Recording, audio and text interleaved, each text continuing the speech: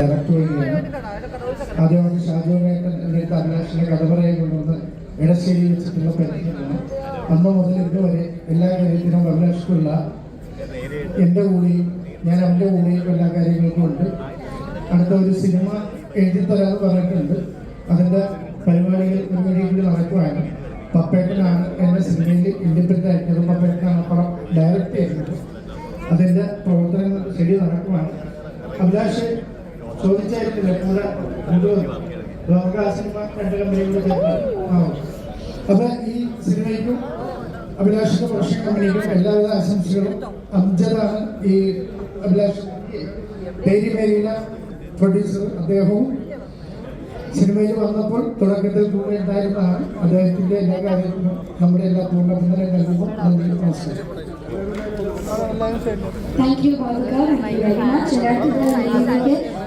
പ്രധാനപ്പെട്ട ഒരു വ്യക്തിയാണ് ആരതി. അപ്പോൾ ആരതി മുമ്പോട്ടേക്ക് ഒരുപാട് പിന്നെന്താ പറയാ, ഞാൻ കുറച്ച് നാളുകൾക്ക് ശേഷമാണ് ഒരു സിനിമ റിലേറ്റഡ് ആയിട്ടുള്ള ഫംഗ്ഷന് വരുന്നത്. നമ്മള് ചെറുപ്പം മുതൽ തന്നെ അത്രയും ആരാധിച്ച് വളർന്ന് സ്നേഹിച്ച് വന്ന നമ്മുടെ സ്വന്തം ഉർവശി ചേച്ചിയുടെ കൂടെ വീണ്ടും കാണുന്നത്. ഞങ്ങൾ കുറെ വർഷം മുമ്പ് സകുടുംബം ശ്യാമള എന്ന് പറയുന്ന ചിത്രം ഞങ്ങൾ വർക്ക് ചെയ്തിട്ടുണ്ട്. അന്ന് മുതൽ തന്നെ ഉർവശി ചേച്ചിയെ അറിയാം.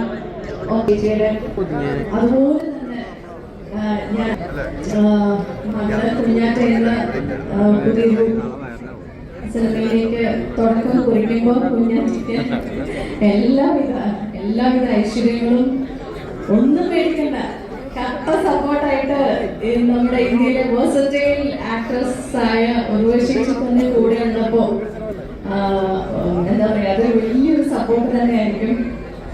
All the best Kunjatta, all the very best. ഒപ്പം ഒരുപാട് പറയണമെന്നുണ്ട്, കാരണം എനിക്കറിയാം ടൈം ഒത്തിരി ലിമിറ്റഡ് ആണ്.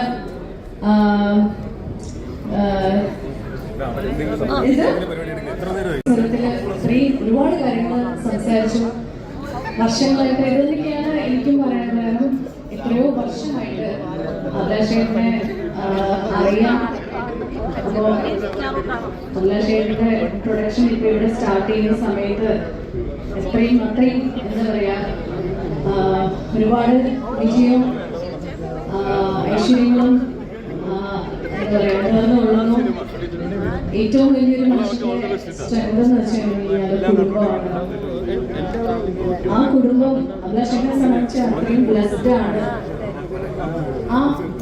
എനിക്ക് പലരോട് ഏത് സംവിധായകനെ പറഞ്ഞാലും ആ സംവിധായകരോട് കഥ പറഞ്ഞ് കഴിഞ്ഞിട്ടുണ്ടായിരുന്നു. ആ സമയത്ത് തന്നെ എന്ത് മെഷീനാണോ എന്ന് വിചാരിക്കാറ്.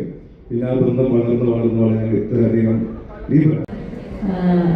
ഞങ്ങൾ സുനിലേക്ക് റീപ്ലേസ് ചെയ്യേണ്ടി വന്നു.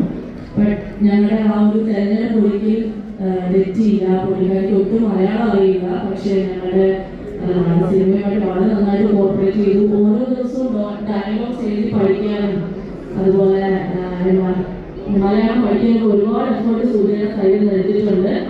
So thank you Sudha, thank you. ഞങ്ങളുടെ ദേവിമേരിയുടെ ക്രൂ എല്ലാവരും ഇവിടെ വന്നിട്ടുണ്ട്. അതിലേക്ക് എടുത്തു പറയേണ്ട ഒരു കാര്യമുണ്ട്. കാരണം ദേവിമേരിയുടെ സിനിമയുടെ റൈറ്റർ